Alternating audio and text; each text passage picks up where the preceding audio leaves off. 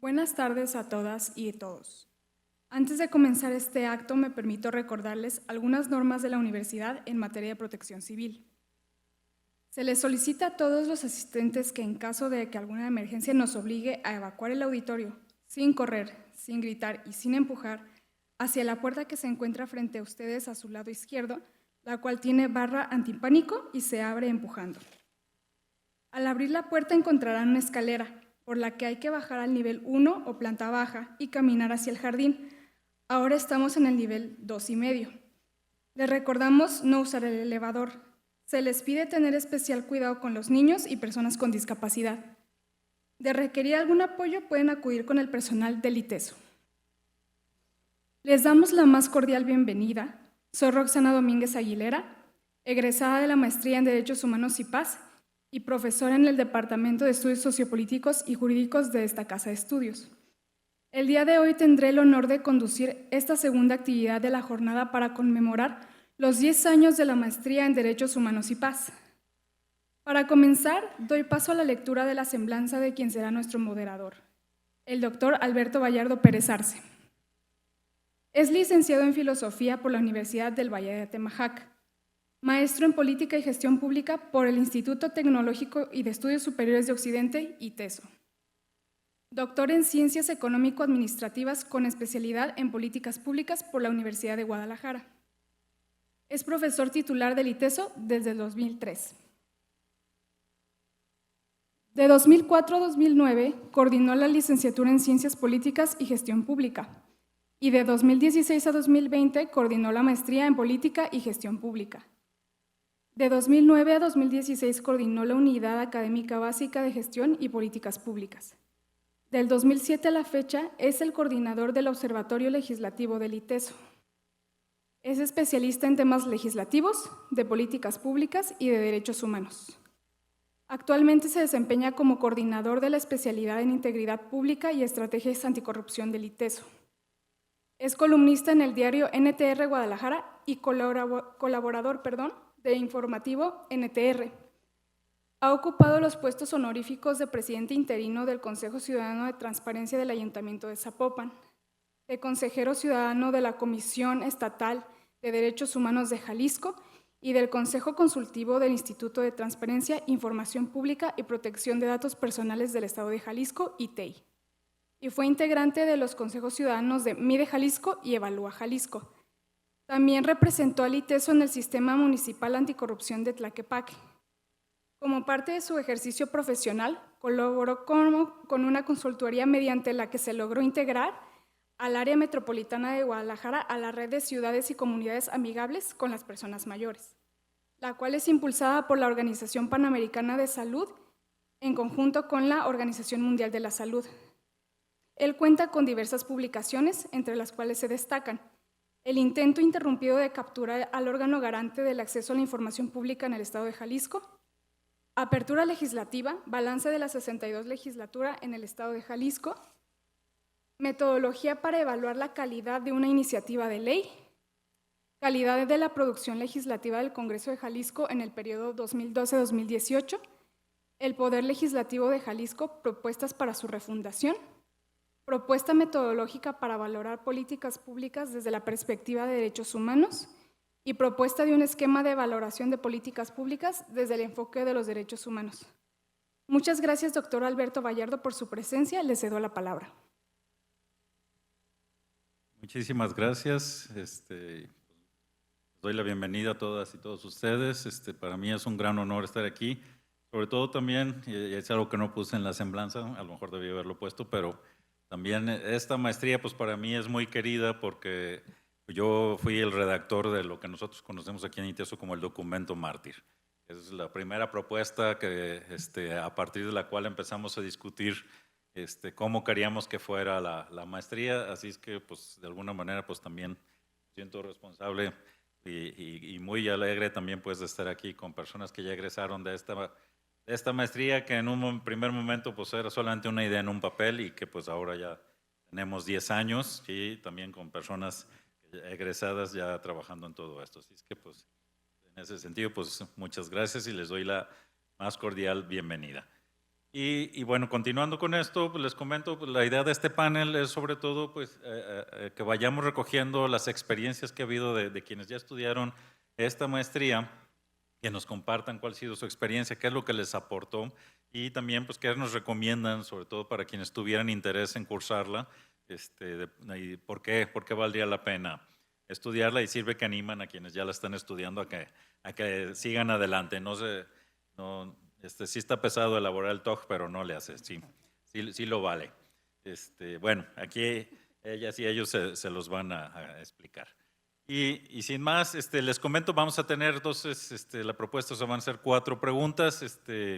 Me le voy a dar más o menos 5 preguntas a cada quien para ir respondiendo cada una.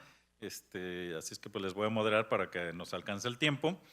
Y también como para hacerlo más dinámico, no van a contestar al mismo tiempo la misma pregunta. A cada quien le va a ir tocando una pregunta distinta en cada una de las 4 rondas que vamos a tener.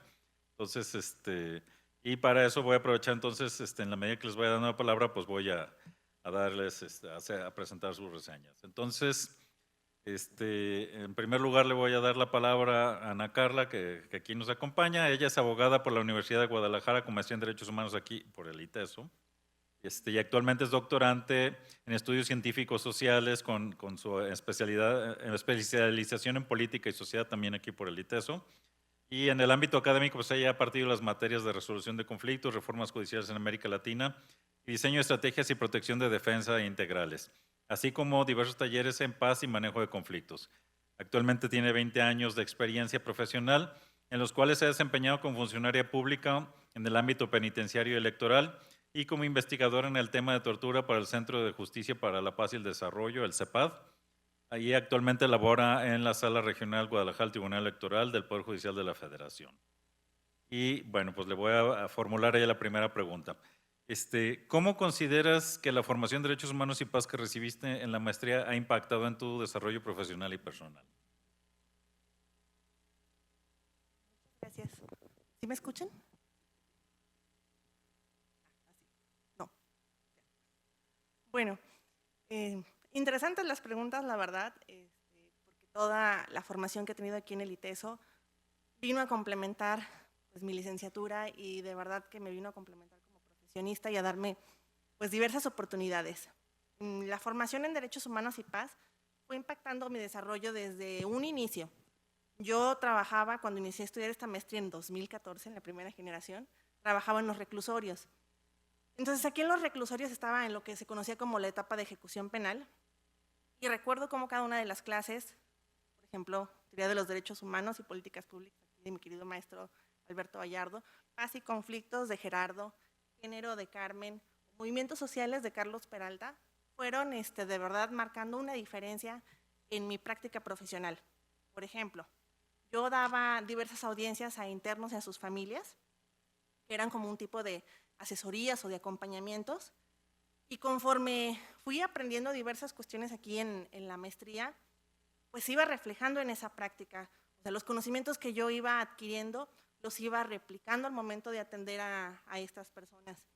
Y después, evidentemente, me impulsó ya en lo personal a proponer algunos cambios en lo que eran los manuales y procedimientos internos al interior de los reclusorios. De modo más personal, al término de la maestría me impulsó a dejar los reclusorios y me llevó a otros ámbitos, en donde en cada lugar al que fui, pues fui poniendo como esta semillita y este aporte de derechos humanos realmente hacía una diferencia en cada una de mis actividades. Así poco a poco empezaba a hacer pues, mayores contribuciones porque se empezaba a reflejar lo que yo estaba aprendiendo. Sin embargo, debo de decir que no fue nada fácil, me hicieron sufrir. Cuando yo empecé, de verdad, tenía 10 años de haber salido de la licenciatura. Yo no había hecho algo académico desde que egresé de la facultad. Y entonces retomar lecturas y lecturas más complejas de las que habitualmente yo estaba acostumbrada a leer en licenciatura, que en licenciatura nos ponen códigos, leyes y ahí vean cómo más o menos se manejan y punto. Pero aquí era algo distinto, era teoría pura, era una visión crítica de lo que estábamos leyendo y aparte contrastado con lo que estábamos viviendo en la realidad. Entonces eso fue bastante complejo, yo lo recuerdo. Empezar a escribir otra vez fue bastante complejo. Yo me acuerdo que la primera vez que estaba haciendo un reporte, con unas lecturas que me habían dado en inglés, dije, ¿en qué me metí? Entonces, poco a poco, evidentemente, nuestra mente se va acostumbrando a estas lecturas y todo empieza a ser más sencillo y entonces empiezan a rendir estos frutos y dice, bueno, sí vale la pena llegar aquí. Y ese mismo posgrado me llevó precisamente a estudiar lo que es el doctorado. Y en el doctorado me encontré con una gran tutora, una de las mejores profesoras que he tenido yo en mi vida académica. ¿Por qué? Porque el ITESO brinda maestras y maestros que dan un acompañamiento integral, más allá incluso de las clases. Entonces, eso fue algo muy valioso y es algo que atesoro verdaderamente de esta institución.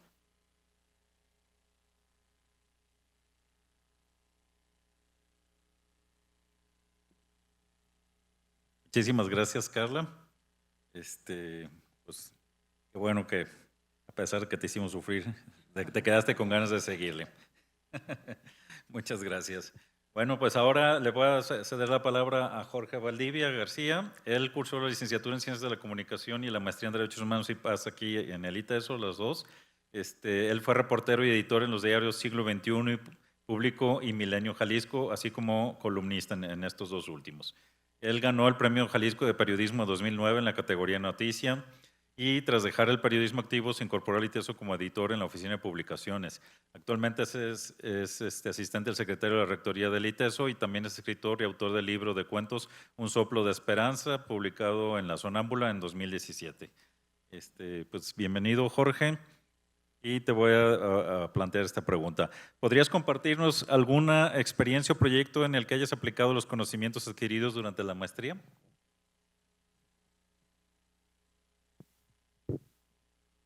¿Sí se escucha? Okay. Bueno, gracias por la invitación. Primero, es un gusto volver a estar aquí en las aulas. Mi caso es muy particular porque, digamos, yo tuve un primer encuentro con los derechos humanos en la práctica profesional, ya como reportero y como editor en los periódicos en los que mencionaste. Pues me tocaba vivenciar el impacto en los derechos humanos de las personas, básicamente en la violación de los derechos humanos. Luego, cuando regresé al ITESO, al área editorial, y después decidí estudiar la maestría, ahí me tocó ver la teoría. Y a partir de ahí, pues enriqueció mi panorama, etcétera, etcétera. Y ahora en la parte en rectoría ya me ha tocado aplicar los conocimientos aprendidos. Parte de mi trabajo es revisar propuestas y reglamentos, protocolos, políticas que se generan en el ITESO. Creo que el caso más relevante donde los he aplicado, creo la mayoría de los conocimientos, es en la actualización del protocolo de atención a casos de violencia de género. Todavía está en proceso, pero me tocó desde revisar la primera propuesta, hacer una segunda propuesta, trabajarla, hacer una tercera propuesta, que es la que está ahorita avanzando. Y allí hubo que revisar desde que se atendieran los derechos de todas las personas involucradas, sean presuntos victimarios, sobre todo cuidar mucho a la víctima. Partía ya de un conocimiento más profundo del fenómeno de la violencia de género, que tuvimos mucha información en la maestría. Entonces todo me facilitó mucho el trabajo. Y también me tocó tocar base con la gente del Departamento de Derecho, que nos apoyaron muchísimo para analizar los diferentes aspectos del documento, porque una cosa que termina viendo uno en la maestría es que los derechos humanos son complementarios y cuando tocas uno puedes afectar otro. Entonces se cuidó mucho el que no afectar derechos de terceros por cuidar los derechos de primeros, y así entonces fue como blindar todo el proceso para que todos salieran beneficiados, y se cuidará que muchos los procesos de reconciliación, de formación, más que las cuestiones punitivas, es cuidar que no se repitan y que las personas involucradas salgan adelante. Entonces creo que ese fue como el proceso más interesante en el que he trabajado hasta el momento. Muchísimas gracias, Jorge.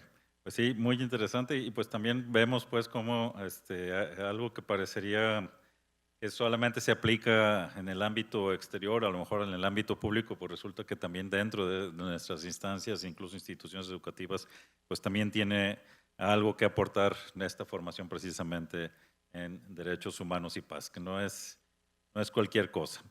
Pues muchísimas gracias. Voy a ceder ahora la palabra a Judith Ponce. Ella es, abogada por la Universidad de Guadalajara, especialista en migración internacional por el Colegio de la Frontera Norte y maestra en Derechos Humanos y Paz aquí por el ITESO. Ella es además actualmente directora de Derechos Humanos en el Gobierno Municipal de Guadalajara, es docente también aquí en el ITESO y en el TEC de Monterrey, Campus Guadalajara, y está actualmente estudiando el doctorado en Derechos Humanos también de la Universidad de Guadalajara. Y bueno, pues bienvenida, Judith. Y pues a ti te pregunto, ¿cómo describirías el enfoque jesuita de la maestría y en qué medida consideras que ha influido en tu visión y práctica de los derechos humanos y la paz? Sobre todo, pues ahora que conoces también la formación que se ofrece en el tema en la Universidad de Guadalajara, pues y que te permite también cómo hacer el contraste. Bueno, pues buenas tardes a todas las personas que nos acompañan. Muchas gracias por la invitación, me significa bastante estar aquí. Me tomo el atrevimiento de señalar que de alguna manera hablo o manifestaré algunas ideas a nombre de la generación 2018-2021 de la maestría. Y bueno, pues respondiendo particularmente a este punto sobre el enfoque jesuita, creo que todas estamos muy conscientes de que el ITESO se caracteriza justamente por ese enfoque muy vinculado con los derechos humanos, que desafortunadamente o críticamente no es abordado igual en todas las universidades. Se los dice una persona que ha transitado en diversos espacios académicos y que ha tenido la oportunidad de analizar eso. El enfoque jesuita radica principalmente en la justicia social, en la inclusión, en la perspectiva de género. Y todas estas características son importantes, pero creo que el verdadero significado de este enfoque radica en el desarrollo del pensamiento crítico. ¿Qué quiere decir esto?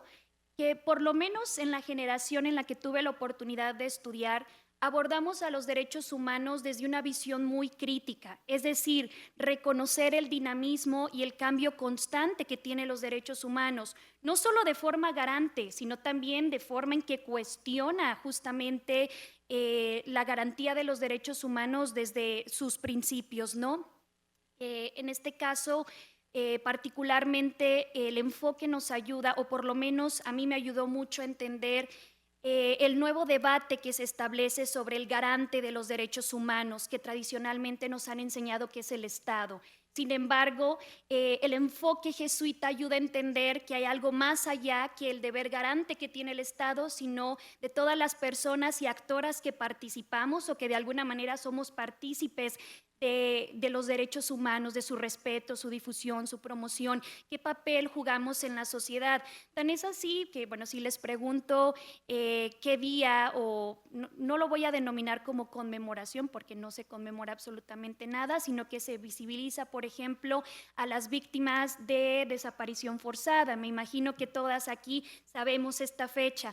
Pues bueno, el enfoque jesuita, por lo menos en un espíritu muy crítico a nosotras, mis compañeras, mis compañeros, nos enseñó justamente a ver por qué entonces no hay un deber de prevención que sea garante, porque entonces tenemos principios establecidos desde el derecho internacional de los derechos humanos que nos invita a reflexionar la participación visto como un derecho, el derecho a participar de las y los familiares de las personas desaparecidas.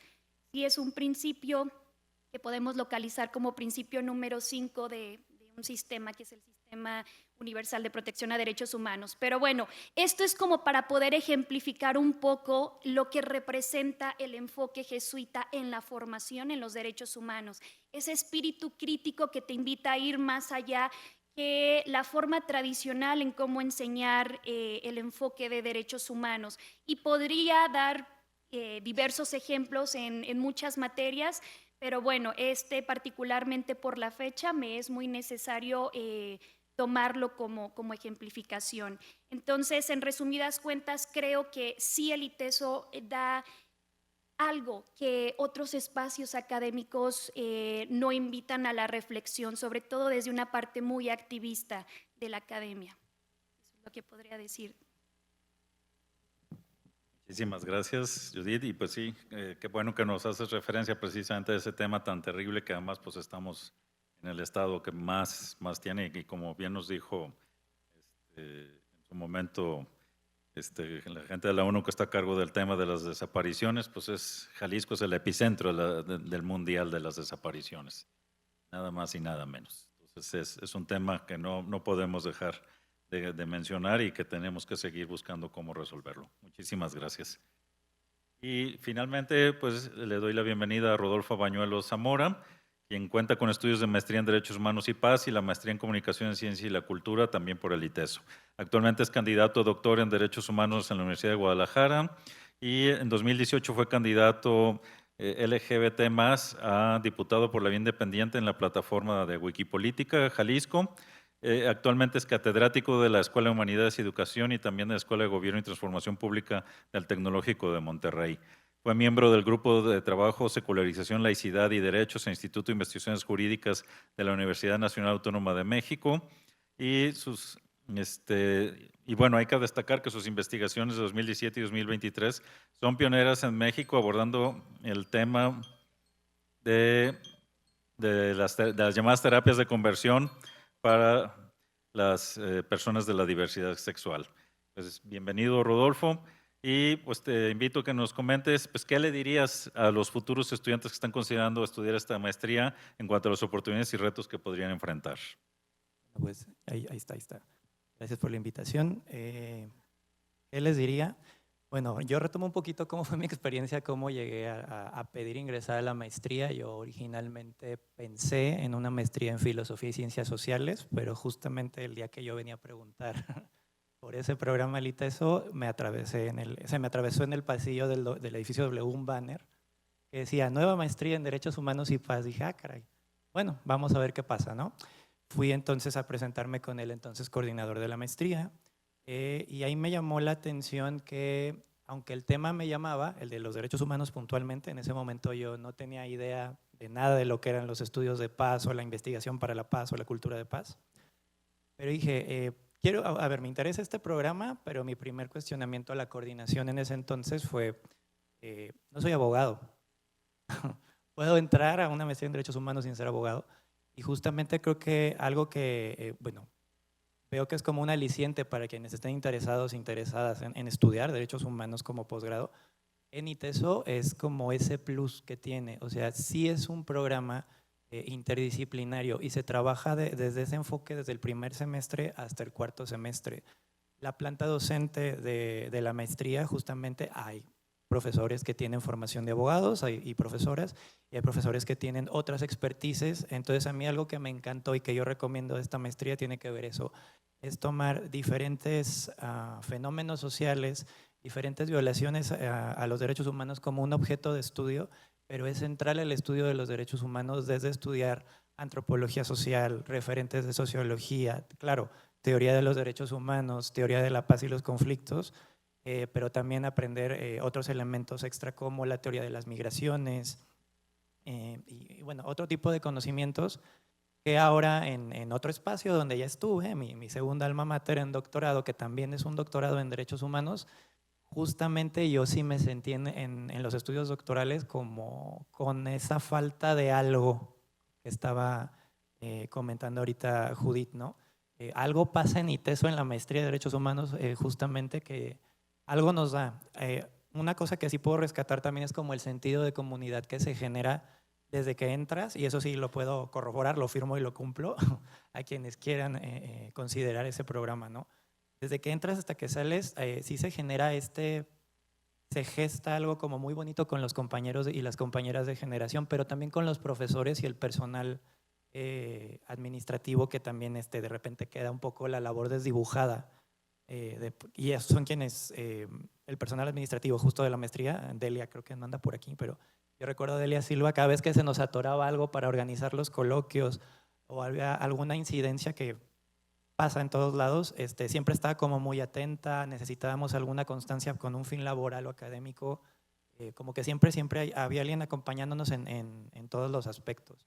Y terminamos finalmente, yo sí puedo decir que siendo amigos, los compañeros de la generación, pero también con muchos de los profesores hicimos una amistad muy bonita que perdura a lo largo de los años, y a mí se me hace como muy bonito y muy rescatable venir 10 años después, ya llovió, de aquello, pues poder estar acá y estar compartiendo con todas y todos. Entonces, yo me quedaría con eso y lo recomiendo ampliamente. O sea, si ustedes buscan un espacio de formarse en derechos humanos, pero donde justamente por no ser abogados se sientan un poco fuera del lugar, yo creo que este es un lugar donde pueden caer como en piso blandito, van a estar acompañadas y acompañados y realmente va a haber como un interés en sus temas, en su persona, porque también algo que yo rescataba mucho de mi entonces tutora de la maestría, que por aquí anda, era esa parte, o sea, el que el tutor no nada más se siente contigo y te diga, oye, vas atrasado o no me has entregado algo del TOC, sino que siempre ¿cómo estás? ¿Cómo te sientes? ¿Cómo vas? Y claro, había que sacar el TOC, ¿no? Pero esos detallitos en doctorado, por ejemplo, ya lo terminé, es un doctorado en Derechos Humanos y no, eso no pasa. Algo pasa en ITESO que no pasa en otros lados, entonces yo lo recomiendo ampliamente por eso. Muchísimas gracias, Rodolfo, por ponernos claro pues, de qué se trata pues, también la apuesta humanista de la visión jesuita, de precisamente estar centrados en la persona y no solo pues, en cumplir con la función. Pues muchísimas gracias. Pues con esto terminamos la primera ronda. Vamos entonces a comenzar con la segunda ronda. Ahora le paso la palabra a Jorge y ahora pues a él le pregunto, pues tú, ¿cómo consideras que ha impactado en tu desarrollo profesional y personal la formación que recibiste?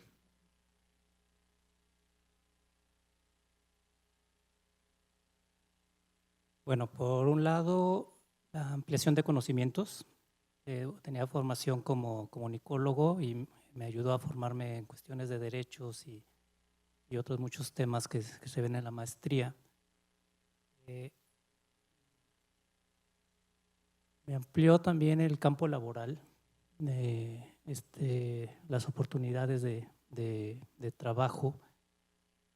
Me permitió tener movilidad aquí dentro del mismo ITESO y dedicarme en otra área a otras tareas sustanciales de la universidad, como es la parte, todo lo que tiene que ver rectoría.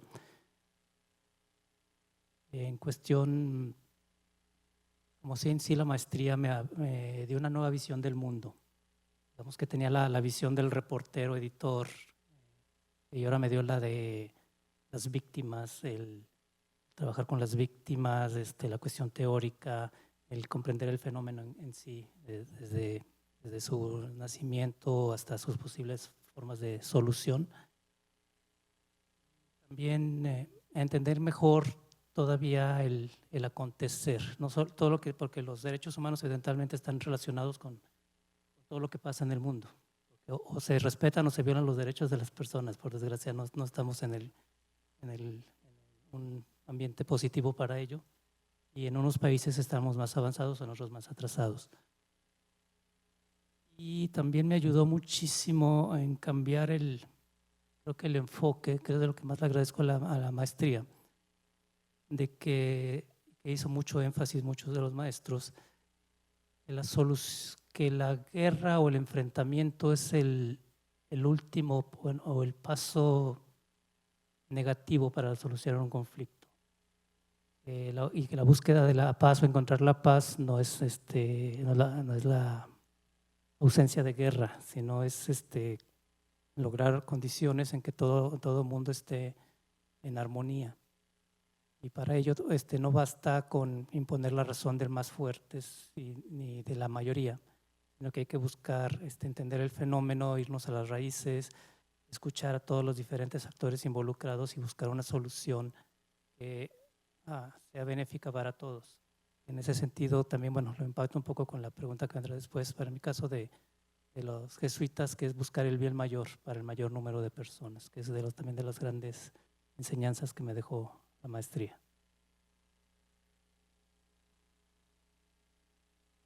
Muchísimas gracias, Jorge. Me parece que sí es, pues también nos pones pues muy claro el cambio pues de visión también desde la perspectiva que ofrece la formación. Pues ahora le cedo la voz a Judith y para que nos pueda compartir alguna experiencia o proyecto en el que haya aplicado sus conocimientos adquiridos en la maestría. Sí, muchas gracias.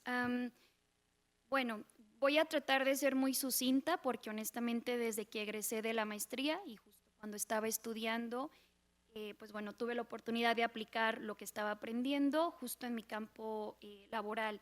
Pero sí me gustaría iniciar con esta reflexión sobre que mientras algunas personas ven como el estudiar y el trabajar al mismo tiempo como un reto mayúsculo, pues yo les voy a hablar desde el privilegio, porque yo tuve la oportunidad de estar estudiando la maestría, una maestría que yo decidí estudiar, que me encantaba estudiar, y tuve la dicha de poder compaginarla estando trabajando donde quería trabajar.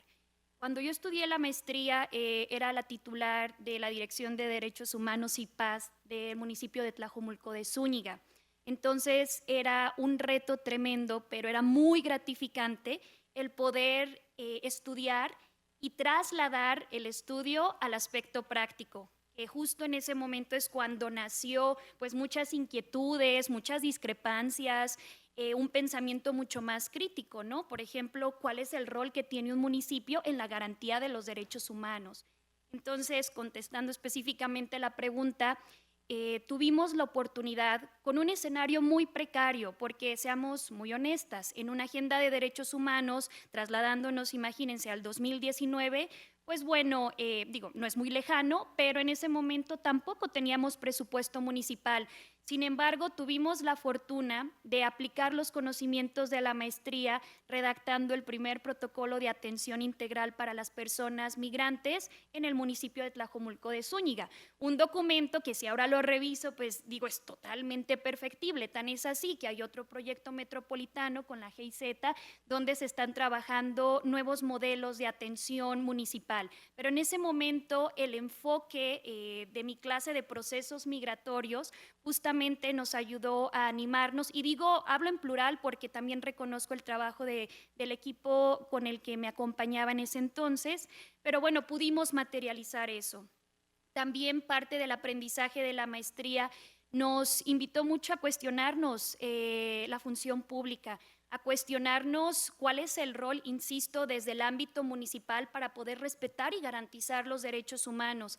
Tan es así que aplicando un poco lo aprendido, trasladamos las opiniones técnicas, sobre todo ante las comisiones edilicias, ¿sí? Que en los municipios de repente se les ocurre ideas muy, muy particulares, ¿no? Entonces pudimos trasladar opiniones mucho más aterrizadas desde la academia, intentando reconocer que la función pública y la academia es un híbrido, una fusión importante.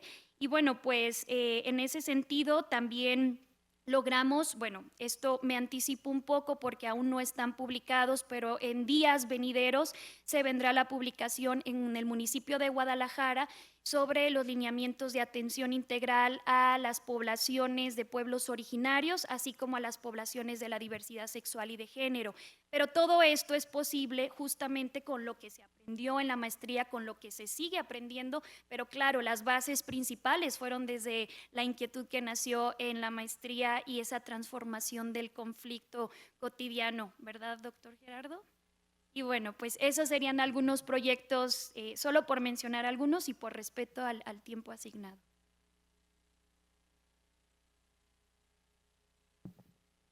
Muchísimas gracias, Judith. Y pues también esto que nos compartes es muy valioso, pues decir, a ver, no estamos estudiando nomás para saber, que no es que sea malo, pero pues la realidad nos demanda precisamente intervenir mientras más pronto podamos mejor. Así es que pues te felicito por haber tenido también esta posibilidad de hacerlo, como pues lo han tenido todas y todos aquí.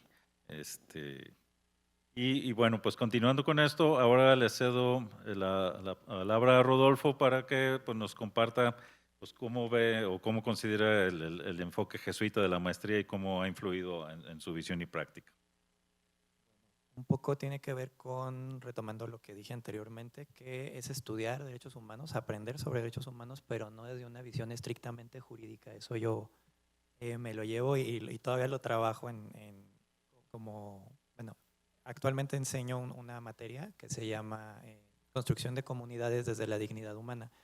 Es una especie de híbrido de cómo el reto, cuando diseñamos esa materia en mi trabajo actual, fue cómo enseñarle a alumnos de licenciatura de todas las carreras del TEC Guadalajara derechos humanos sin caer en un tema estrictamente jurídico que también iba a ser limitante para quienes no tuvieran esa formación.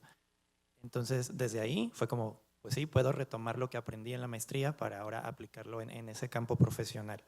En cuanto a la visión jesuita, pues yo creo que en lo práctico lo incorporé creo que sin darme cuenta, esta parte de en todo amar y servir, porque justamente ya en la labor como activista fuera de lo académico, pues a la fecha, desde hace ya 10 años, pues sigo acompañando casos de sobrevivientes y víctimas de terapias de conversión en diferentes partes de México, sobre todo menores de edad. Justamente son poblaciones desprotegidas. En su momento trabajé en el Centro Integral de Atención en VIH-Sida, Vías de Vida. Ahora, qué triste que ya no exista, ¿no? Pero haciendo una labor muy bonita. Cuando yo me sumé a Vías de Vida en aquel momento, también era acompañar personas que viven con VIH y sufrían una serie de discriminaciones laborales por parte de la propia familia. El tema de acompañar en el hospital, personas que estaban en etapa terminal totalmente abandonadas. Esta parte de ver por los más desprotegidos, por los más, no voy a decir vulnerables, son vulnerados y vulneradas, por las poblaciones más vulneradas. Yo creo que eso es como el sello jesuita, que por lo menos en mi caso yo sí, mucho en la maestría lo aprendí en lo teórico, pero es que no sabría cómo verbalizarlo, no sé, como que de alguna manera se forjó aquí, pero lo he podido estar llevando a otros espacios. Recientemente, en lo que ha sido mi trabajo de campo en los estudios doctorales, he estado trabajando con poblaciones de la diversidad sexual en procesos migratorios en frontera norte, y pues también te toca como, no sé, a mí me llega mucho la primera vez que estuve en un albergue en Tijuana, que atiende específicamente poblaciones de la diversidad sexual migrantes en Tijuana.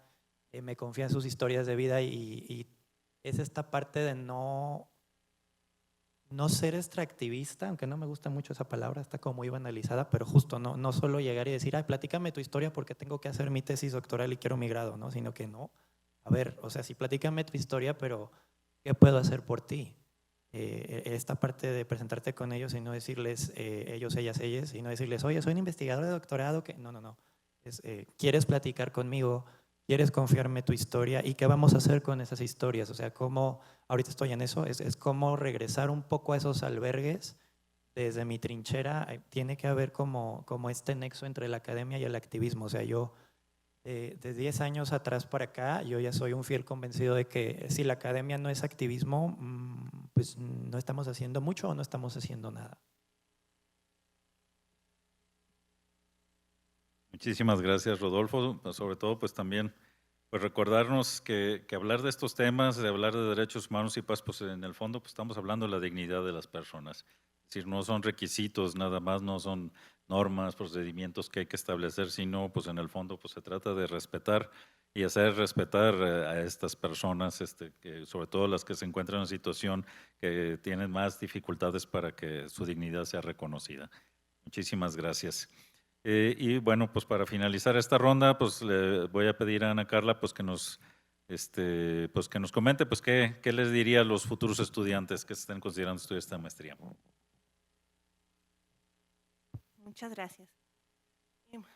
No lo vamos a negar. Ciertamente la maestría da una gran plataforma para conocer cuáles son los derechos humanos.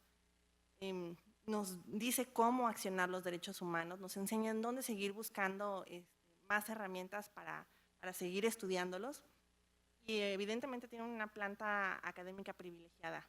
O sea, cada profesor tiene una gran calidad, realmente están comprometidas y comprometidos con la enseñanza, y desde mi percepción son personas convencidas de que pueden contribuir a la formación de profesionistas más conscientes de la realidad social y más responsables. Entonces, es una oportunidad que realmente vale la pena tomar, pero hay algo en cierto de lo que dice Rodolfo. Más allá de lo que cada profesor y profesora aporta, de lo que la misma institución tiene en su plan de estudios, una cosa muy valiosa tiene que ver con las compañeras y compañeros con los que nos encontramos. Digo, para mí fue un privilegio haber coincidido, por ejemplo, con alguien como Rodolfo o con otro compañero que no está aquí presente, pero ambos, por ejemplo, tenían causas muy, muy legítimas. O sea, Rodolfo ya lo acaba de explicar, con la lucha que siempre ha tenido constante por la defensa de los derechos de las personas de la diversidad sexual. Y mi otro compañero ya acompañaba, por ejemplo, a los familiares de desaparecidas y desaparecidos, acompañaba a estos colectivos. Entonces, tener la oportunidad, clase con clase, de escucharlos, de ver cómo ellos desde sus experiencias aterrizaban lo que estábamos aprendiendo, era invariablemente valioso. Entonces, esa es una gran oportunidad en estos tiempos que son tan difíciles, particularmente para las profesionales del derecho. Estamos viviendo una coyuntura política muy compleja, creo que todo el mundo lo sabe. Entonces, es más que pertinente tener, digamos, este apoyo comunitario y este aprendizaje para ir caminando en esto que tenemos enfrente. Entonces, digo, en alguna ocasión, en una clase aquí en el ITESO, no precisamente de la maestría, una maestra nos dijo la importancia de seguirnos formando y de seguir compartiendo este conocimiento entre nosotros. Y la principal cuestión tiene que ver un poco con lo que decía Judith, de asumir esta postura crítica. ¿Por qué? Porque si no analizamos cada cosa que se nos dice, cada cosa que se nos presenta, una lectura que se nos pone enfrente, si no vemos y observamos de dónde vienen esas palabras, o sea, cuál es el objetivo o el fin de que nos las digan, podemos comprarnos un discurso fascista y ni cuenta nos vamos a dar. Entonces, es realmente importante este acompañamiento que se da en cada clase de ITESO y que se sigue dando, me imagino. Y eso es con lo que yo me quedaría con esta pregunta. Muchísimas gracias, Ana Carla. Y bueno, pues ahí está la invitación, síganlo considerando. No se lo piensen mucho, aquí están abiertas las inscripciones. Muy bien. Bueno, continuando con la siguiente ronda, ahora le cedo la palabra a Judith, y pues ahora le pido que ella ya nos ha ido comentando, pero bueno, pues que nos digas pues de qué manera pues ha impactado tu desarrollo profesional y personal, aunque ya nos has dado algunos ejemplos, pues poder profundizar en este tema. Muchas gracias. Sí, creo que esta es como la pregunta más de enfoque personal, entonces pues haré lo propio. Bueno, es que no quiero romantizar el discurso de los derechos humanos, o sea, porque muchas veces así es como nos atrapa un plan académico, ¿no? Pero creo que tiene que ver mucho, lo que a mí me funcionó en la maestría fue tener la necesidad de contestarme varias preguntas. Yo le denomino el honor, porque me gusta mucho, pero tengo el honor, la fortuna de desde el 2015 trabajar para el Estado en diferentes órdenes de gobierno. Es algo que disfruto mucho, que me reta mucho y me gusta. Entonces, la maestría viene a mi formación académica y profesional, digamos que en medio de ese camino, en el que yo ya tenía acumuladas muchas dudas, ¿no? ¿Por qué no podemos hacer esta acción? ¿Por qué no podemos promover, difundir los derechos humanos así? Bueno, todavía no les sabía poner nombre. ¿Por qué tengo que, en aquel entonces, por ejemplo, me tocaba atender la agenda de las personas jaliscienses en el exterior que no tenían documentos, que estaban de forma irregular, con un estatus migratorio irregular en los Estados Unidos? Y a mí me tocaba ayudarles a gestionar su corrección de acta de nacimiento, gestionar incluso algún juicio, buscar abogadas y abogados pro bono, porque no lo puedes hacer como funcionaria pública. Y comencé a cuestionarme tantísimo algo que después, en la maestría, pude ponerle un nombre, y es la dignificación del trato a las personas. El ver a las personas sin las circunstancias que les acompañan, sin las características que tienen por diversos factores. Poco a poco, pues obviamente ha sido un tema que no he concluido porque considero que la formación académica, profesional, pues nunca concluye, pero paulatinamente le fui dando respuesta a muchas preguntas que desafortunadamente se resumían en voluntad política, negociación, y justo la maestría viene a clarificar un poco esa parte de la función pública de la que poco se habla. Nosotras o podemos familiarizarnos con un discurso más de demagogia o podemos ver al Estado incluso hasta con odio, pero hay una parte muy noble de la función pública que justo me ayudó a entenderlo mi formación académica. Es esa parte donde necesitamos a personas que trabajan al servicio del Estado con formación técnica, en derechos humanos, en cualquier tema, pero particularmente en derechos humanos. Existe esa parte fuera del reflector público, fuera de las ganas de proyectar algo desde la agenda pública, y esa es la parte que por lo menos descubrí que de alguna manera pertenezco, es decir, al estar capacitando al funcionariado público, el estar intentando incentivar cultura de derechos humanos más allá de los reflectores, es decir, con las personas de base, comprender cómo funciona la administración pública y cómo entonces vinculamos el deber o los deberes del Estado en la materia justamente con las actividades cotidianas que hace el orden de gobierno municipal.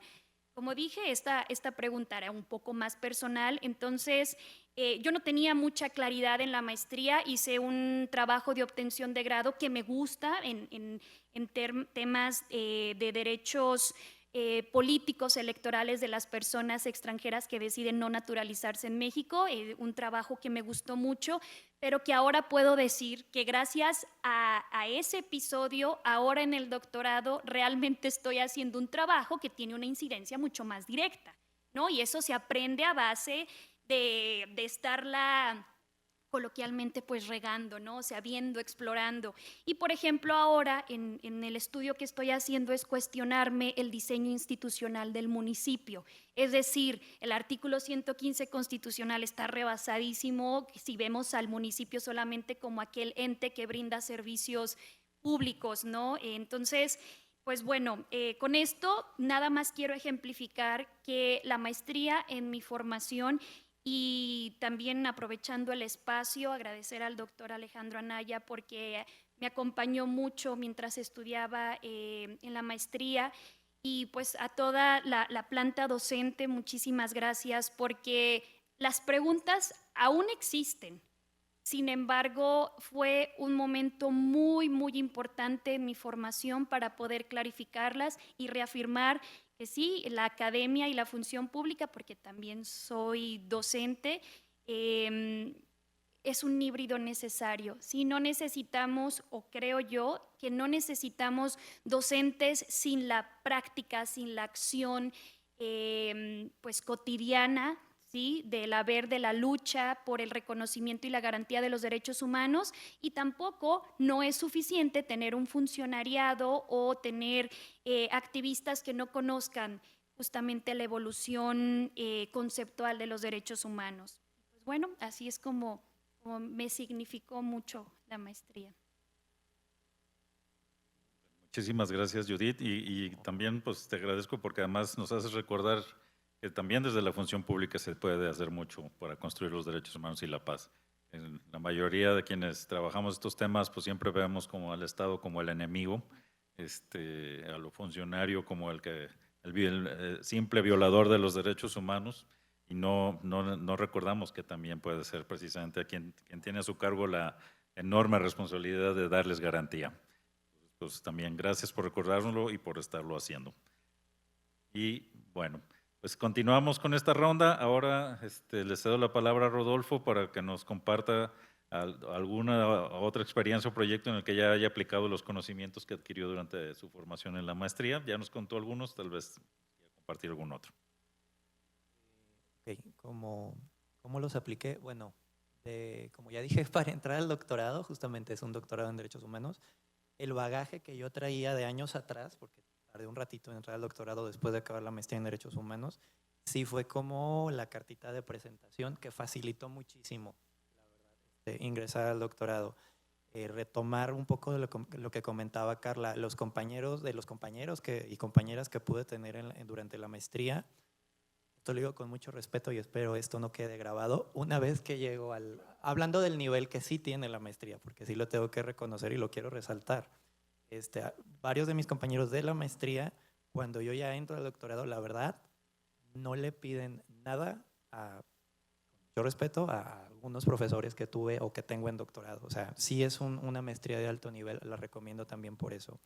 En cuanto a la aplicación, pues lo he incorporado, lo he aprendido, pues como ya dije, en la cátedra que imparto en mi actual trabajo, pero también como consultor de asociaciones civiles, principalmente cuando tronó la pandemia, estaba yo colaborando y estuve colaborando a distancia por videollamada con AIDS Healthcare Foundation, que principalmente tenían un proyecto de atención a derechos sexuales a poblaciones HSH, pero justo en pandemia detectamos que había un problema aún mayor. La pandemia detonó un problema de salud mental por el encierro que todos vivimos, pero en poblaciones históricamente vulneradas esto también desencadenó en cifras que se empezaron a disparar.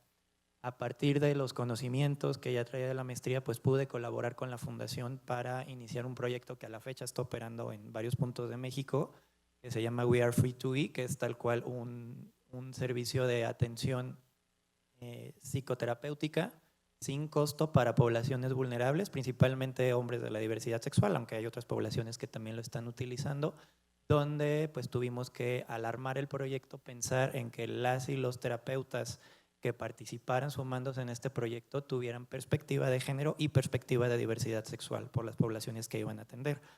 Esto también pues ya ha generado otro tipo de datos que aún no trabajo, pero que ahí los tengo para después, espero que pronto, de cómo, por ejemplo, pude vislumbrar que otras áreas del conocimiento, como es, por ejemplo, la formación de médicos, enfermeras o personal de salud, psicólogos, psiquiatras en este país, en la formación base no cuentan con formación en derechos humanos, no cuentan con formación para atención en salud mental de perspectiva de género y tampoco con perspectiva de diversidad sexual.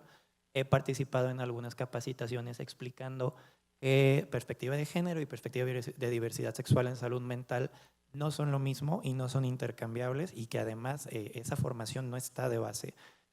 También un poco he estado en algunos foros señalando la falta de regulación en el tema de cuando se forma a las futuras personas que van a trabajar con la salud mental perdón, y psicoemocional de las personas, ¿no? Porque, por ejemplo, yo contrastaba en otros países como Canadá o Estados Unidos, la práctica psicoterapéutica está sumamente regulada y, bueno, también es un gran faltante aquí en México, además de las perspectivas que ya mencioné.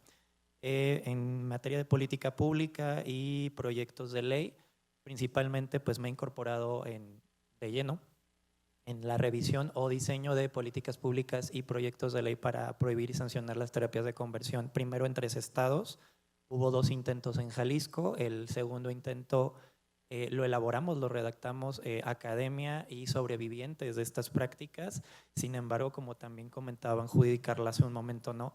Ahí, cuando se votó este proyecto de ley en mayo de hace 2 años, Jalisco pudo haber sido pionero en pasar una ley integral para sancionar estas prácticas y que además tuviera rutas de atención a víctimas, reparación de daño a las víctimas y además les garantizara no repetición, que son principios fundamentales de los derechos humanos. Sin embargo, pudo más una negociación política en ese proyecto de ley y pasó un proyecto de ley de verdad en Jalisco hace 2 años, realmente vergonzoso, ¿no? Que lo que se hizo fue poner una multa de 30,000 pesos para profesionales de la salud que impartieran terapias de conversión y que cuando las víctimas fueran menores de edad, la multa subiera a 60,000 pesos. Entonces yo fui un álgido crítico de ese proyecto de ley. Ahora ha pasado la ley federal hace unos meses, pero también por años yo he tenido mis críticas al proyecto de ley federal, porque el proyecto de ley federal a la fecha tampoco considera rutas de atención a víctimas garantía de no repetición y tampoco reparación de daño. O sea, pareciera que hay un entendimiento institucional a nivel federal, a nivel estatal, de sí, incorporamos los derechos humanos por la reforma del primero constitucional, pero todo quedaría en un tema de meterle dientes a las leyes, y las víctimas de diferentes violaciones a derechos humanos que han sido sistemáticas e históricas en este país no son puestas al frente en esos proyectos de ley y tampoco en esos proyectos de política pública. Es un gran pendiente con el que yo todavía pues intento acompañar, sumo esfuerzos con otras personas, pero no sé, queda todavía mal sabor de boca.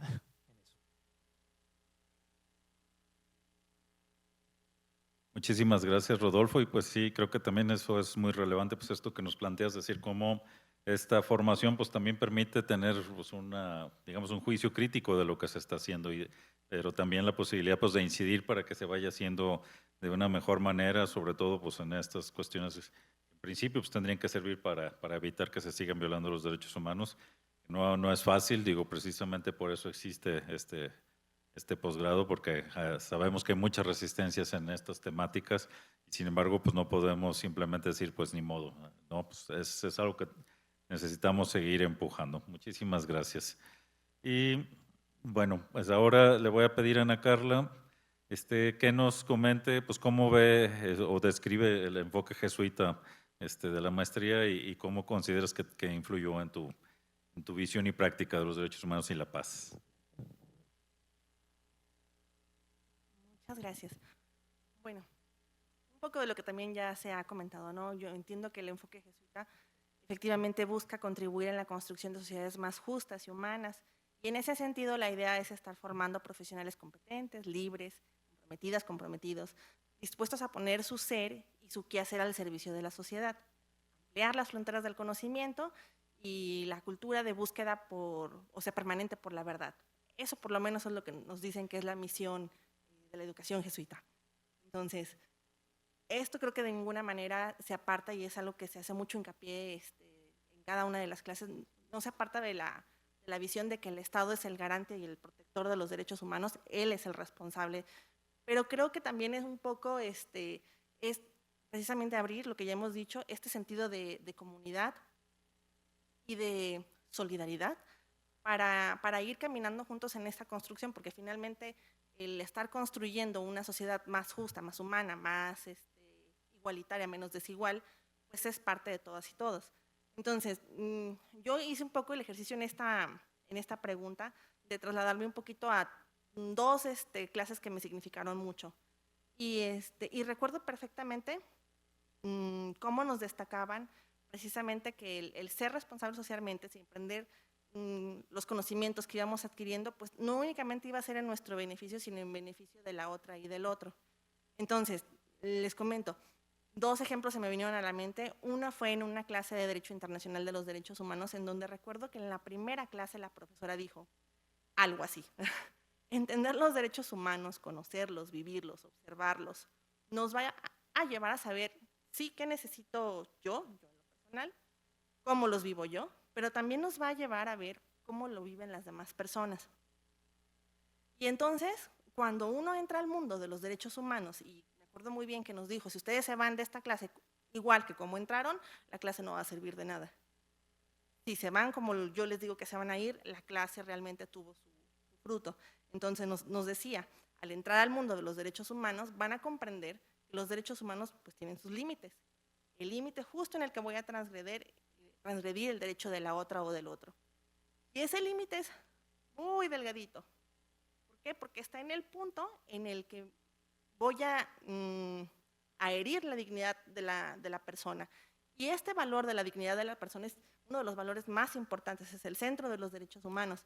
Entonces, yo recuerdo cómo la profesora destacó que ese conocimiento pues iba a incidir en nosotros, iba a incidir en cómo íbamos a tratar a las otras personas, y después de su materia, la materia cobraría un sentido distinto sobre precisamente el respeto hacia las personas y hacia nosotros mismos. Entonces, el segundo momento que me gustaría también destacar, evidentemente tiene que ver con los estudios de paz. Aquí yo recuerdo que también una de las primeras cosas que se nos dijo en esta materia tenía que ver con el conflicto, la manera en que entendíamos el conflicto. Y esto para mí fue un gran impacto, ¿no? Porque yo recuerdo que el conflicto se nos enseñó como si fuera algo negativo. Yo llego a la maestría, a mis 30 años, y me dicen que el conflicto es algo positivo. Entonces a mí me movió por completo, lo recuerdo perfecto, y dice, ¿por qué es algo positivo? Bueno, pues muy sencillo, porque el conflicto no es un sinónimo de la violencia, porque el conflicto se puede definir como un desacuerdo entre las partes, y ese desacuerdo significa que tal vez no estamos entendiendo bien los intereses y las necesidades del otro o de la otra, pero una vez que se comprenden intereses y necesidades, entonces abrimos nuestra mente a la pluralidad, al entendimiento, al respeto de que en este mundo hay una diversidad rica y que todos podemos convivir en un mismo espacio. Ahora, estos aprendizajes inciden en la vida personal y profesional de cada persona, invariablemente. Definitivamente cada persona va a decidir qué se lleva, qué no se lleva de cada una de las clases y de cada uno de los aprendizajes que tenga, ¿no? Pero yo estoy segura, porque a mí me pasó, que a mis compañeros aquí en la mesa o a los mismos profesores que me enseñaron paz, conflictos o derechos humanos, también se enfrentaron con resistencias cuando quisieron llevarse esto a la práctica. Resistencias en el ámbito profesional, con las amistades y hasta con la familia. Entonces, es parte finalmente de, como dicen, del show. ¿Por qué? Porque empieza uno a sembrar esta semillita, y es que hace mucho ruido. Cuando uno llega con otras ideas y con una forma distinta de ver las cosas, eso genera mucho ruido. Pero finalmente poco a poco se empieza a caminar. Como me dijo a mí uno de mis profesores, esto es como una línea recta.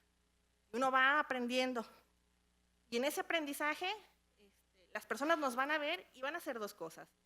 Nos van a alcanzar o se van a quedar atrás, y uno va a seguir el camino recto y es otra persona que se quedó atrás, pues no, a lo mejor no se queda atrás, ¿no? Pero va a seguir otro camino hacia otra dirección. Y esto es así. Entonces, es con lo que yo me quedo con esa pregunta. Muchísimas gracias, Ana Carla. Y pues sí, también pues es esta pues relevancia, ¿no? De decir, a ver, ¿qué más hay ahí? Es decir, que no se trata pues de que seamos simplemente entonces,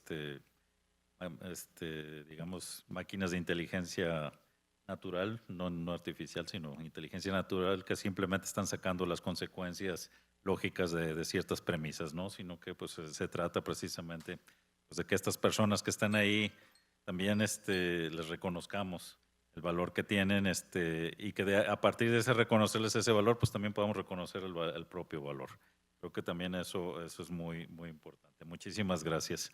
Y pues vamos a cerrar esta ronda. Entonces, Jorge, pues te invito pues a que nos digas cómo motivarías a futuros estudiantes a estudiar esta maestría.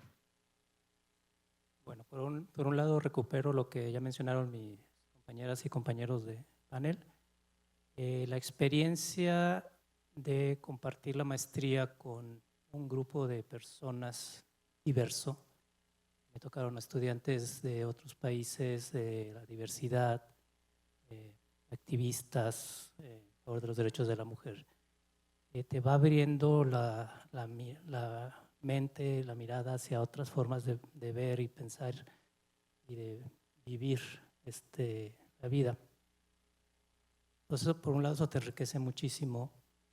También sus proyectos, convivimos mucho, intercambiamos muchas ideas respecto a los trabajos de obtención de grado de cada uno y nos apoyábamos en lo posible.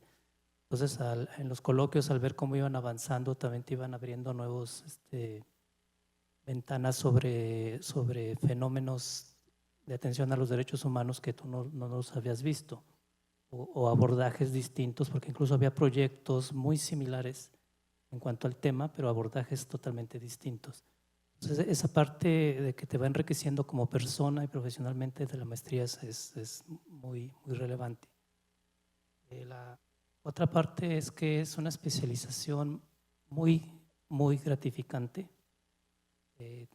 Cuando trabajas en la parte de los derechos humanos, te sientes bien, por decirlo de alguna manera. Pero por el otro lado es muy frustrante cuando ves que no puedes hacer todo lo que tú quisieras, que incluso con un solo caso no puedes avanzar por miles de circunstancias. Pero bueno. Y Por otro lado, es una profesión riesgosa también, para sobre todo los que se meten directamente a proteger a los derechos de las víctimas, que trabajan con las organizaciones de búsqueda, de rescate. Por desgracia ha habido muchas víctimas mortales en este sentido. Entonces, pues es una profesión pues, muy rica en todos los sentidos y que también tiene para bien y para mal, un muy amplio campo de trabajo. Se requiere de muchas personas que apoyen en la difusión, respeto y protección de los derechos humanos. Porque vivimos en un país que no se respetan en muchos casos, en mayor o menor medida, dependiendo mucho de donde vive, la familia, etcétera. Pero sí hay mucho trabajo que hacer en eso, entonces se requiere mucha gente, mientras más gente se incorpore, y hay muchos ámbitos, como les decía, donde se puede trabajar, está desde la academia, está la investigación, está el ámbito público, el ámbito privado, entonces hay muchísimos campos de trabajo. Entonces, al menos por ese lado no se van a sentir frustrados porque van a tener donde trabajar. La remuneración pues ya dependerá mucho de dónde, porque en unos lugares tienen mucho presupuesto, otros no tienen presupuesto, pero todos tienen como esas ganas de entrarle al tema. Como mencionaban que algunos tienen más ganas que dinero, otros nomás lo hacen como para cumplir con el protocolo de que sí estamos atendiendo los derechos humanos, y aunque nomás sea en la letra.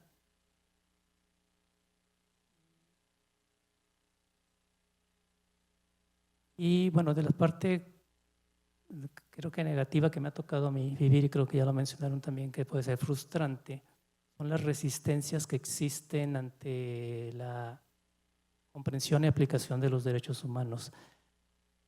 Hay ese dicho que dice: hágase la voluntad de Dios en los bueyes de mi compadre.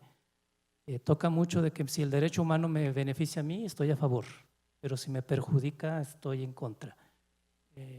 Me pasa mucho, me tocó una experiencia con mis compañeros de la prepa, que son de una preparatoria católica, cristiana, marista. Compartí ahí con Alejandro, luego nos supimos que éramos de la misma preparatoria, que hubo una discusión en un chat respecto a las detenciones arbitrarias que hizo el gobierno de Jalisco en una manifestación de jóvenes que hubo en el centro de Guadalajara.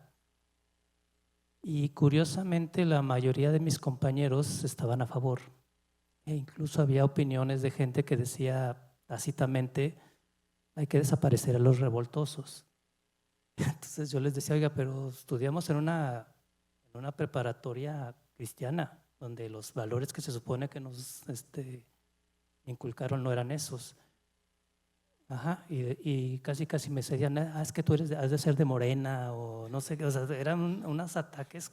La persona que quería defender los derechos de todos era atacada por todos. Entonces eso te tiende a frustrar cuando tú crees que trabajas convives con personas que comparten al menos tu forma general de pensar, y te das cuenta que cuando hay algo que les molesta, se vuelven totalmente en contra, y los derechos humanos casi el discurso ese básico de los derechos humanos son para proteger a los delincuentes. Está muy permeado entre todas las personas, y es muy difícil tratar de superen eso, pero es necesario. Entonces a mí me ha tocado tener mis discusiones con las personas, compañeros, excompañeros, para tratar de inculcarles lo que nos enseñaron. Se avanza lentamente, pero se puede avanzar. Entonces creo que eso es otra de las cuestiones gratificantes que puede uno obtener de la carrera. Y en general creo que es una carrera, una maestría que vale la pena estudiar, porque como mencionaba, te abre los ojos, te enriquece como persona, te enriquece profesionalmente, te amplía tu ámbito laboral y tu capacidad de incidencia y satisfacción con tu profesión y con la vida. Muchísimas gracias, Jorge. Pues sí, creo que también eso es un gran valor pues de nuestra maestría, eso que nos permite experimentar en directo pues, la diversidad, la pluralidad que caracteriza también nuestro mundo, nuestra sociedad, y que es algo también muy relevante, aunque sea una situación muy conflictiva pues en época en la que pues, se pretende volver al pensamiento único, pues creo que es parte también de esto y creo que también eso es algo que es muy digno de destacar, porque pues precisamente desde esa diversidad pues nos enriquece si es que logramos superar pacíficamente el conflicto que esa pluralidad y diversidad de visiones pues también va a provocar. Muchísimas gracias, Jorge. Y bueno, pues para la última ronda, Rodolfo, pues si nos puedes compartir de qué manera impactó en tu desarrollo profesional y personal haber estudiado esta maestría. Bueno, empiezo por lo profesional, porque, pues como ya comenté en rondas anteriores, ¿no? Yo sí tenía muchas ganas como de incorporarme 10 años atrás al activismo, pero de repente por no venir como de otro tipo de formación, como puede ser derecho, como puede ser sociología, la verdad no era como muy bien recibido en el gremio de los activistas. Y es curioso porque justo cuando se entera cierto grupo de activistas con los que trabajé por primera vez que estaba en una maestría en Derechos Humanos y Paz, que en ese momento era como muy nuevo el tema en esta región del país, sí me abre una puerta, ¿no? Una primera puerta. Ya para irme a cosas más recientes, pues el año pasado estuvimos trabajando de la mano con una colectiva de artivismo textil que se llama Hilos, en un proyecto de visibilizar las desapariciones, la crisis de desaparecidos y desaparecidas a través del arte, que también es una visión bastante nueva para mí. Sigo colaborando de cerquita con Hilos. Conocer a través de hilos colectivos y mamás buscadoras también es una experiencia, pues sí que suma lo profesional, pero sí me hizo como ya dimensionar de frente lo terrible que está pasando, o sea, la situación de desapariciones en el Estado, y pues sumar con lo que uno puede, ¿no? Y seguir haciendo comunidad. La experiencia más reciente en lo profesional fue hace un par de semanas que uno de los comités de la FIFA, porque viene el Mundial en 3 países, y Guadalajara, bueno, Zapopan, va a ser una de las ciudades sede donde va a haber partidos. Llamaron a 100 expertos, expertas, que así llamaron ellos, en derechos humanos de la región, para a través de diferentes mesas pedirnos supuestamente como una serie de recomendaciones para preparar a la ciudad y a los puntos sede de México para recibir bueno, diferentes visitantes. Esperan alrededor de más de 3 millones de personas, más de 3 millones de turistas de otras partes del mundo, justamente para prevenir violaciones a derechos humanos y también para prevenir que la FIFA sea señalada por violaciones a derechos humanos, como acaba de ocurrir, por ejemplo, con los organizadores de los Juegos Olímpicos. Ahí un poco de lo que yo retomo de la maestría, además de sumar con otros colegas y otras colegas a lo que fue esta serie de recomendaciones, un primer paso, pues este sentido crítico que tanto comentan aquí mis compañeras, ¿no? Mi primer comentario en esa mesa fue, bueno, ¿quieren una serie de recomendaciones para atender o prevenir violaciones a derechos humanos de distinta índole que pueden ocurrir? ¿O la FIFA lo que quiere es que disfracemos la ciudad y les demos una serie de estrategias para hacer una limpieza social y que la ciudad se vea bonita? Y esa parte de ese sentido crítico de repente a veces me mete en problemas, pero pues la incorporé, o sea, sí es algo que saqué de acá y no me la puedo quitar. Pero bueno, como experiencia profesional fue como lo más reciente, pero también retomé no solo derechos humanos, sino también lo aprendido en las clases de paz y conflicto. Fue como internamente, fue bueno, ok, Rodo, se vale indignarse, pero es como, perdón, soy medio mal hablado a veces, fue como no te emputes, gestiona el conflicto y entonces vamos a ver cómo trabajamos de manera colaborativa con todas las personas aquí implicadas. Y pues bueno, finalmente salieron la serie de recomendaciones. Ya si FIFA hace caso o no, pues ya vemos sobre la marcha.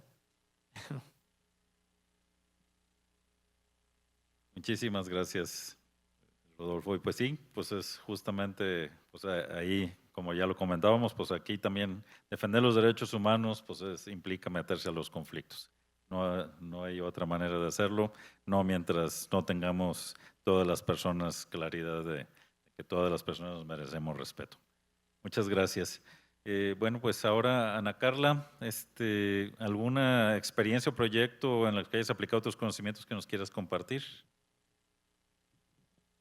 Sí, gracias. Bueno, Primero, Jorge y Rodolfo, sí, defender los derechos humanos nos hace hablar, particularmente en el ITESO nos enseñan a hablar y a meternos en problemas. Pero bueno, esa es otra cosa. Dos proyectos yo destaco particularmente, bueno, me gustaría destacar. Uno tiene que ver justo con el informe de tortura que hicimos en 2017. Ese lo hice con CEPAT, cuando todavía Carlos formaba parte del consejo directivo, si mal no recuerdo. Y bueno, fue un gran informe, fue una fuerte labor. Ahorita, escuchando a Jorge, me acordé de muchos datos de este informe, porque justo hablar de detenciones arbitrarias en Jalisco es algo, bueno, no es algo de lo que se habla mucho, pero es algo muy generalizado.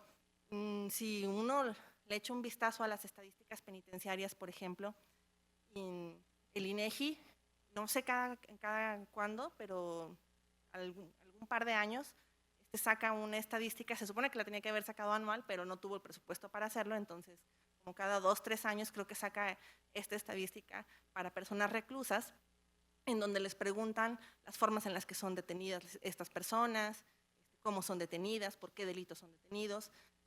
Y los resultados que arroja esta estadística son de terror. ¿Por qué? Porque del análisis que yo hice en aquella estadística que fue de 2017, estábamos hablando de que un 80% de las personas que estaban en situación de reclusión habían sufrido algún tipo de tortura. Eso es una cifra bastante alta y es, les digo, muy, muy terrible. Analizamos también una serie de quejas de la Comisión Estatal de Derechos Humanos, y en estas quejas de derechos humanos, al explorar exploramos varias de ellas, nos damos cuenta que la tortura se disfraza como abuso de autoridad, se disfraza como lesión, las ejecuciones extrajudiciales pues, ni siquiera se tocan. Entonces, la situación de tortura en Jalisco sí es bastante alarmante. No creo haber podido hacer este informe sin la maestría en Derechos Humanos, porque permitió dar esta visión y nos permitió diseñar esta metodología para tratar de construir este informe y, bueno, reflejar la situación de tortura de Jalisco en 10 años, o sea, era de 2007 a 2017, si mal no recuerdo. Pero al término de este informe, aún así, yo me quedé con esta, ¿cómo podría decirlo?, inquietud de que se pudo haber hecho mejor. Que metodológicamente todavía se pudo haber quedado, no sé, más preciso, ser más claro todavía. Entonces eso me lleva precisamente al doctorado y me lleva a mi siguiente investigación, a participar en lo que es cultura legal de jueces. Una investigación que está a cargo de 2 investigadoras aquí en el ITESO, en el Departamento de Estudios Políticos y Jurídicos. Y la verdad es que es un gran estudio, se encabeza, les digo, por 2 investigadoras, y a mí se me permitió participar con ellas. Y bueno, es una investigación a fondo del Poder Judicial que da una visión muy interesante. Ahorita que está en la coyuntura política este tema del Poder Judicial, bueno, pues nos permite ver el discurso ni es como lo pinta el Poder Judicial, pero tampoco es como lo está pintando el otro bando. Entonces, sí, definitivamente es un área que necesita de reformas, pero sí tiene que ser una reforma muy cuidada, porque hoy en día el rol jurisdiccional, el rol de un juez, es fundamental para la protección de los derechos humanos. Y ahí es donde está el complemento. O sea, si no entendemos qué tan importante es la labor jurisdiccional en la protección de los derechos humanos, este tema ya no nos va a durar mucho en la mesa.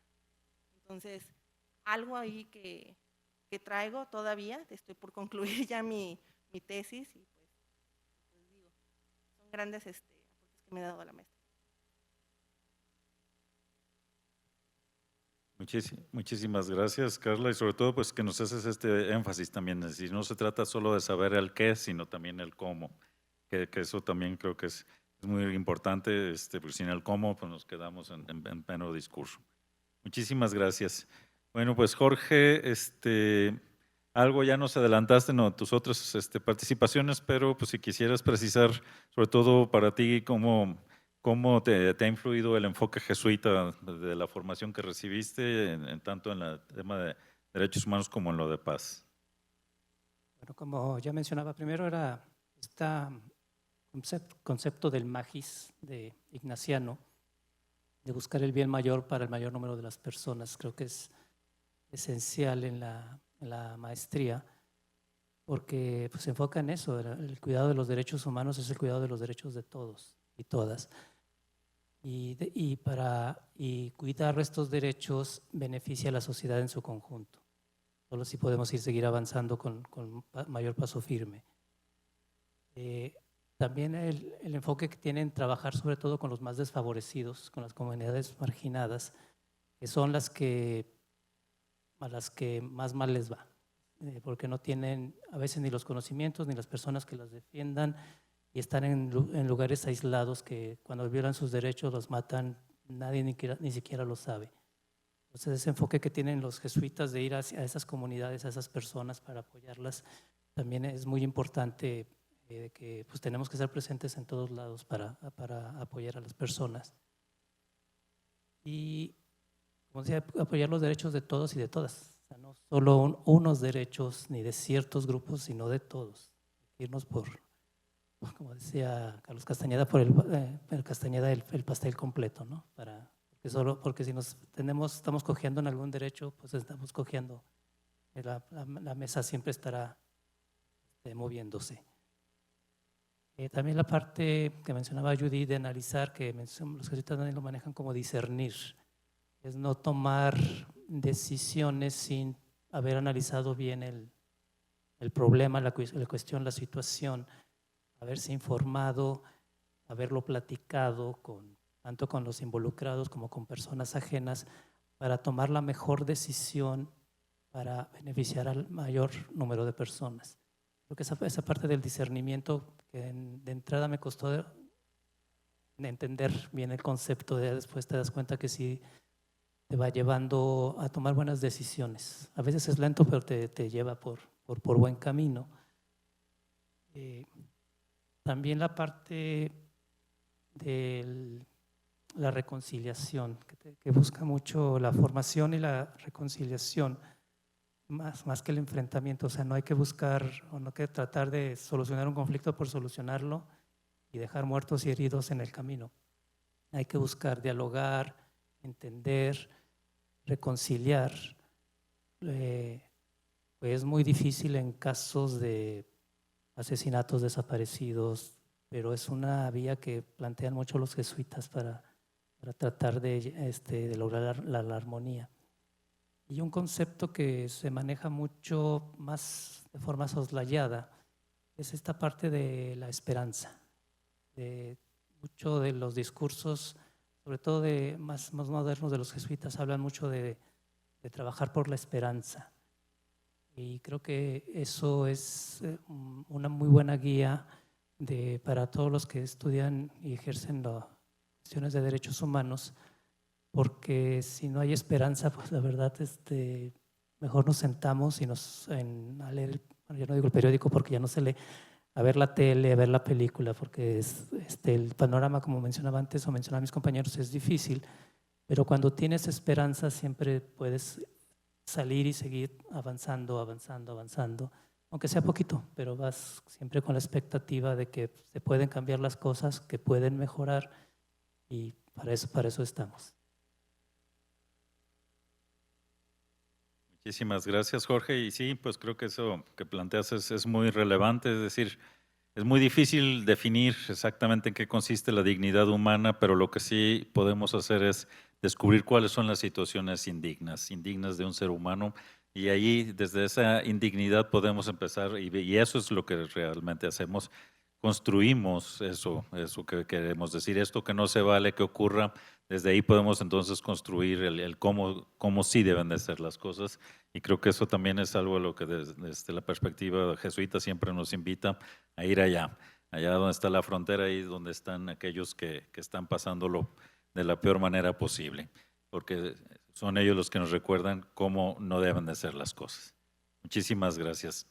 Y pues para cerrar esta ronda, Judith, por favor, pues ¿cómo motivarías a quienes tengan interés en estudiar esta maestría?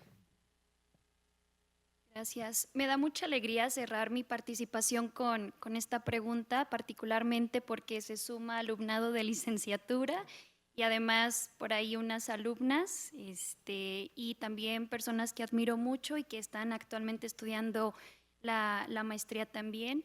Entonces, Si yo pudiera aconsejarles que estudien la maestría, sería en un aspecto positivo. Sí, les invitaría a que estudien la maestría, porque la maestría tiene profesorado que está capacitado para impartir un curso, un buen curso, un buen programa de maestría.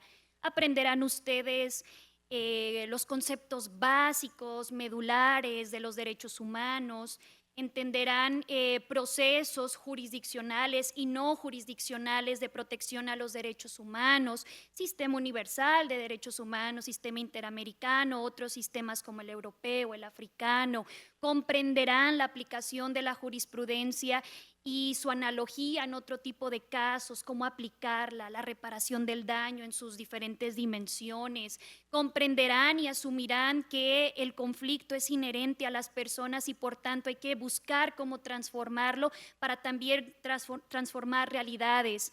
Comprenderán aspectos muy básicos como por ejemplo la ya superada división generacional, esta clasificación por generaciones de los derechos humanos. Se preguntarán muchas cosas sobre la protección de los derechos humanos como algo que es considerado desde un principio jus cogens, en la realidad se ve rebasado y está rebasando a lo que históricamente hemos denominado el garante de derechos humanos, sino que reconocemos participación de nuevos procesos, las luchas sociales, entendemos que las personas no solo migran por una cuestión de trabajo, de inseguridad, de persecución, sino también ahora por razones ambientales y de cambio climático. Van a conocer una pluralidad de cosas importantes.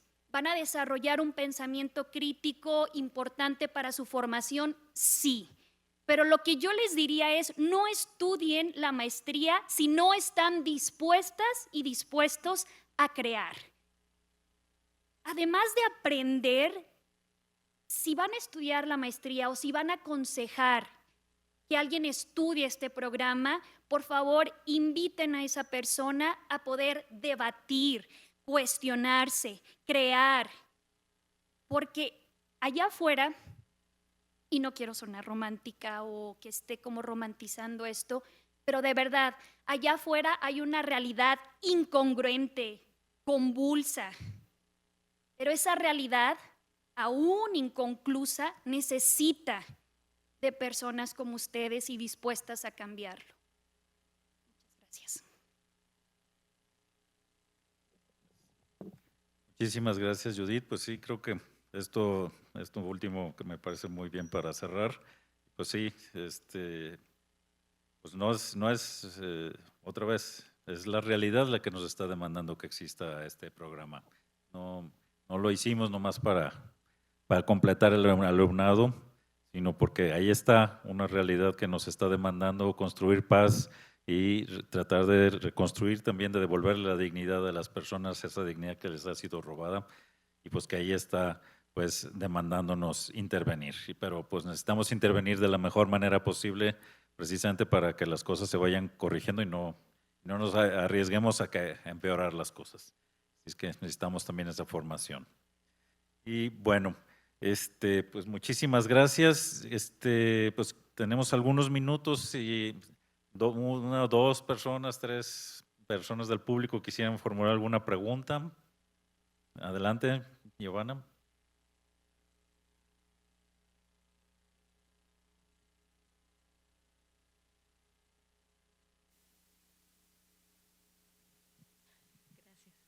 Muchísimas gracias, estoy muy contenta de verlos otra vez, de estar con ustedes, además porque hemos coincidido también como compañeros ya de trabajo en algunas áreas, tanto académicas, en el municipio, aquí en el ITESO. La verdad es que a mí eso me llena mucho, saber que personas que han pasado por esta maestría también somos compañeros de chamba, también somos compañeros que estamos ahí poniendo todo en el asador para que realmente se puedan vivir y garantizar los derechos humanos, pero que también podamos construir escenarios de paz, escenarios pacíficos en medio de la conflictividad humana que, como bien dicen, pues es parte, ¿no?, de todos nosotros y nosotras. Pero a mí me gustaría saber Pueden contestar todos o algunos, como ustedes quieran. Pero a mí me gustaría saber cuáles han sido los retos, ¿sabes?, que ustedes han vivido ahí en lo laboral,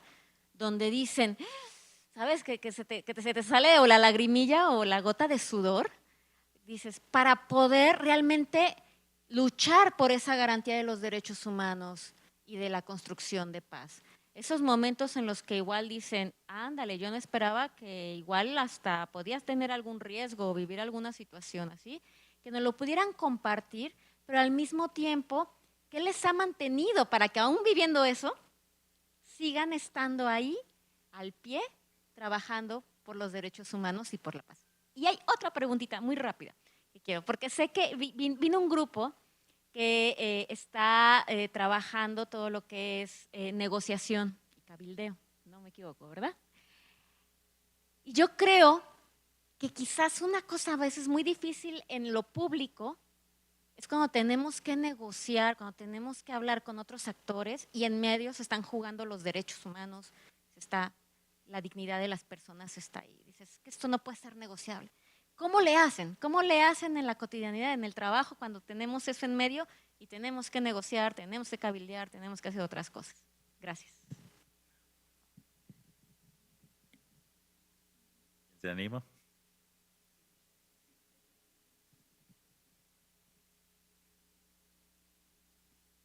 A ver, pues de negociar es esta parte que les acabo de contar en mi última intervención, ¿no? Con el último proyecto en un diagnóstico y una serie de recomendaciones en cómo prevenir violaciones a derechos humanos cuando ocurra el Mundial en las sedes en México, pues sí fue eso, en lugar de pelearme porque la FIFA sí pretende disfrazar la ciudad y en lugar de, claro, sin mencionar este tema de por ejemplo, es que ¿qué va a hacer el municipio con las poblaciones migrantes? Porque se ve feo para los visitantes, los turistas que vienen de varios países, ¿no? Estas 3 millones y cacho de personas que van a llegar. Pues un poco sí fue en lugar de pelear, no pelear e intentar sensibilizar al personal del comité de FIFA que nos llamó a mí y a otras y otros colegas. Decirles, no, pues es que las acciones tienen que ir encaminadas a cómo vamos a darle atención o en el peor de los casos, contención, o sea, no invisibilizar que estas cosas están pasando. Un poco los temores que tiene FIFA es que saben que va a haber, por supuesto va a haber manifestaciones de familias de personas desaparecidas, porque justamente va a ser una coyuntura mundial y va a ser la oportunidad para visibilizar que en efecto Jalisco es epicentro de desapariciones forzadas en este país, ¿no?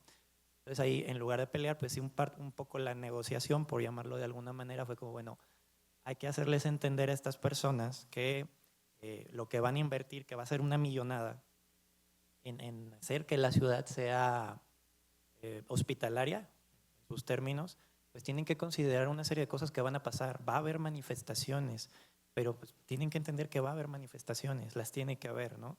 Decirles es que no pueden todavía mandar a la periferia de la periferia a las poblaciones migrantes, porque aquí están, o sea, es que Jalisco, Guadalajara, Zapopan son un corredor de personas migrantes. Eso hablando un poco de cómo negociar. En otras experiencias, 10 años atrás, justamente cuando yo estaba elaborando mi trabajo de campo para el TOC de la maestría, yo ya viví pues, tal cual, en carne propia, lo que es ser amenazado por hacer labor todavía no de defensa, sino de visibilización de la temática que yo estaba trabajando.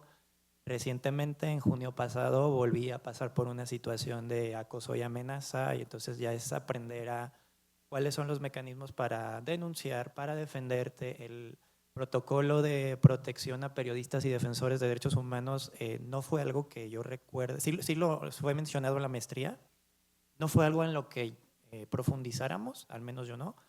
Pero entonces me tocó en la práctica conocer de qué va el protocolo y qué alternativas tenía yo. Una de esas era esconderme en la Sierra de Oaxaca. Hasta el momento no ha sido necesario, pues, pero bueno, como de primera mano son como esos retos en el pasado y en el presente reciente a los que yo me he enfrentado. Otra cosa que pues, sí es real y sí pasa fue que cuando intentamos elaborar, como ya les había mencionado, un primer proyecto de ley que sancionara, pero también diera garantía de no repetición y rutas de atención a víctimas víctimas de terapias de conversión en México, es el tema de, tuve que asumir en ese momento el tema de perder lo que yo consideraba amistades o perder aliados y aliadas, ¿no? Porque como bien mencionabas, Giovanna, hay cosas que no son negociables. El primer proyecto de ley para sancionar las prácticas de conversión en Jalisco fue una discusión a puerta cerrada, fue el proyecto que en 2019 llamaron Ley Caro, porque el entonces diputado Salvador Caro prestó la curul para mover ese proyecto de ley.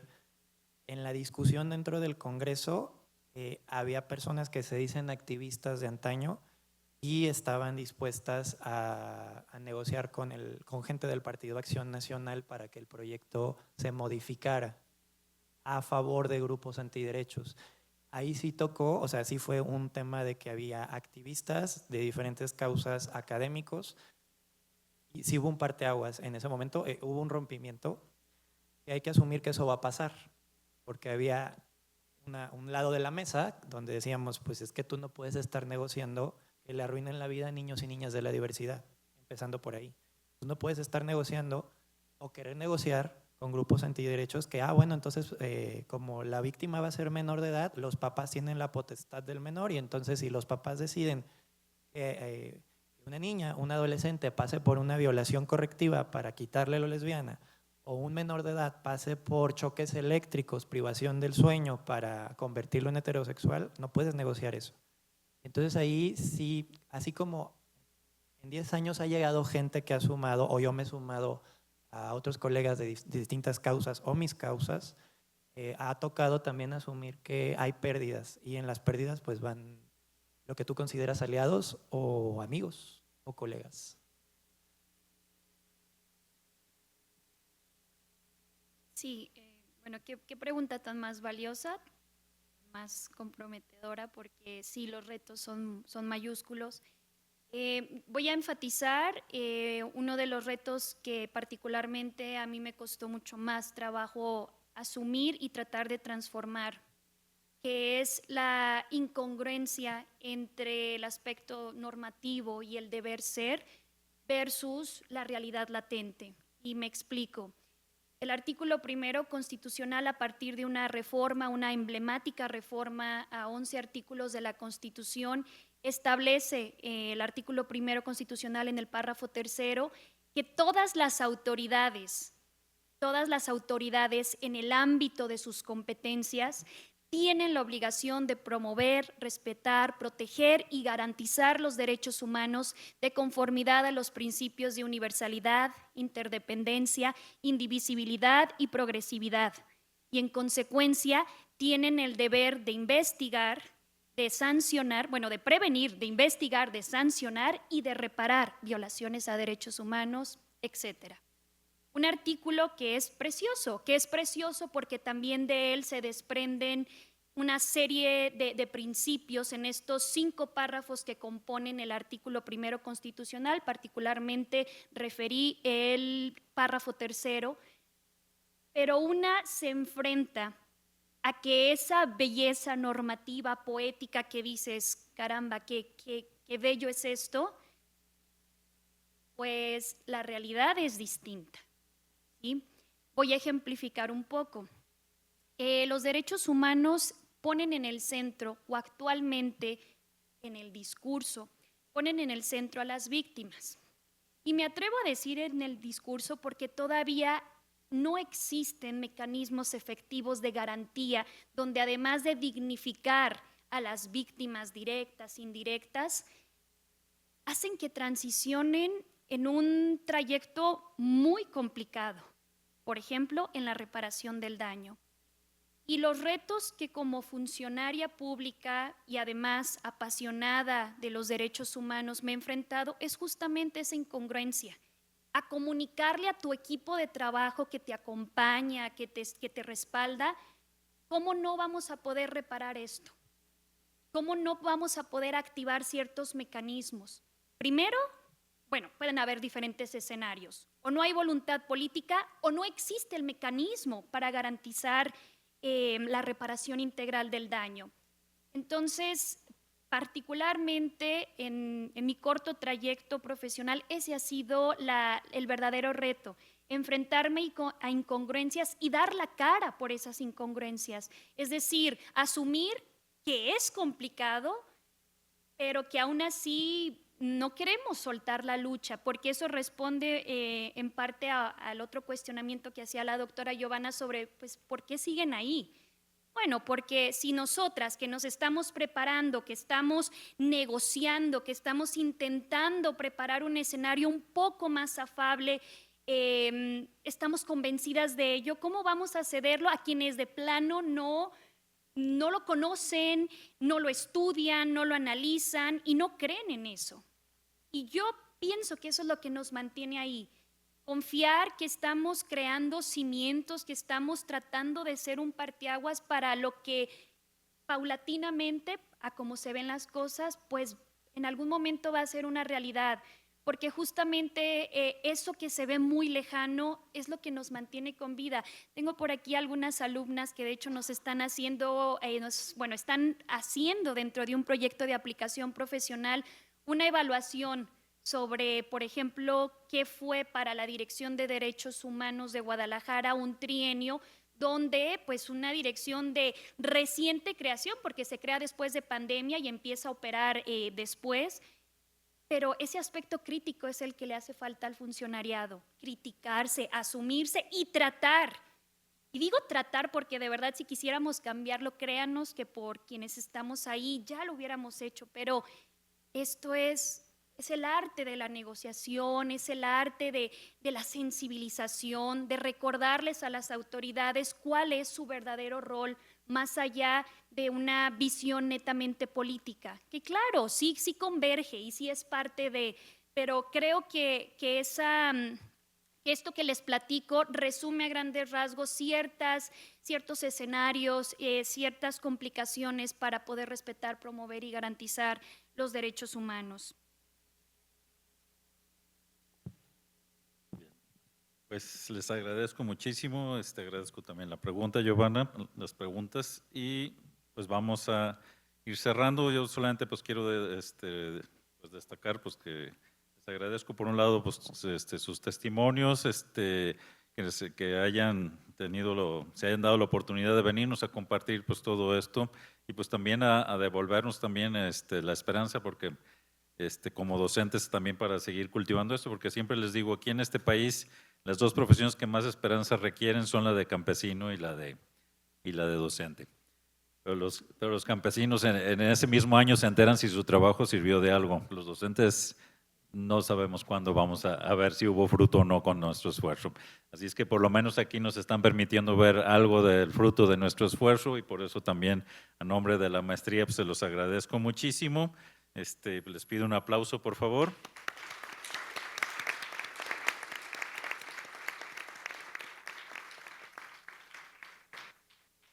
Y pues a continuación pues les vamos a hacer entrega de unos reconocimientos por su participación.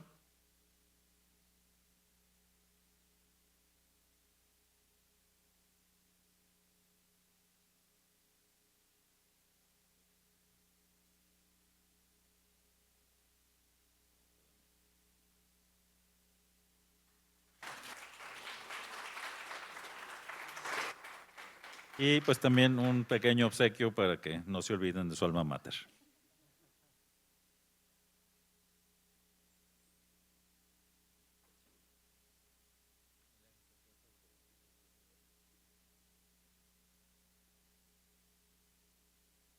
Les damos las gracias a todas y a todos por acompañarnos a esta segunda actividad. Por ahí afuera tenemos un pequeño servicio de café para que nos acompañemos un rato, nos despertemos, nos levantemos un poquito de las sillas y en unos 10 minutos más o menos podemos regresar un poquito más para que podamos seguir celebrando y demos inicio a la siguiente actividad que vamos a tener.